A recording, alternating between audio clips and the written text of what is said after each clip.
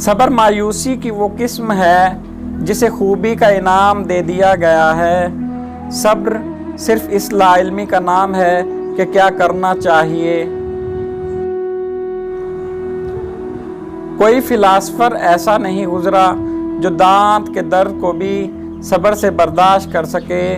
جس نے صبر کی زرہ پہنی وہ شیطان کاری کے تیروں سے بچ گیا۔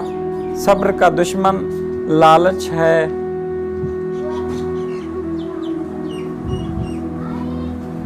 ہر ایک صابر پر ایک جابر متعین ہوتا ہے، جبر کر کے اس کو ستاتا رہتا ہے اور صبر کی منازل طے کرتا رہتا ہے۔ صبر کشائش کی کنجی ہے۔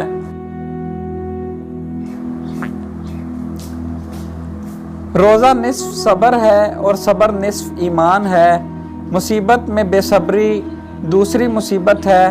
صبر کے فوائد بے شمار ہیں جبکہ بے صبری میں خرابی ہے۔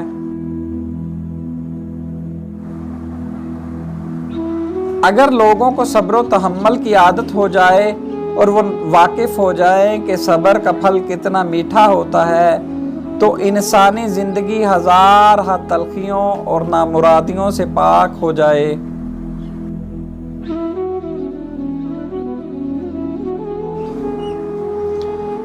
اگر صبر کی تکلیف نہ اٹھائی جائے تو کم از کم غور و فکر سے مدد لے کر ہی معاملات کو آسان بنایا جا سکتا ہے۔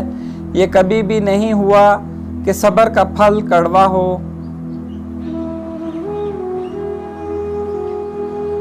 تنگ دستی پر صبر کرنے سے اللہ تعالیٰ کی طرف سے فراغ دستی حاصل ہوتی ہے۔ جس شخص میں برداشت نہیں اس میں صبر نہیں۔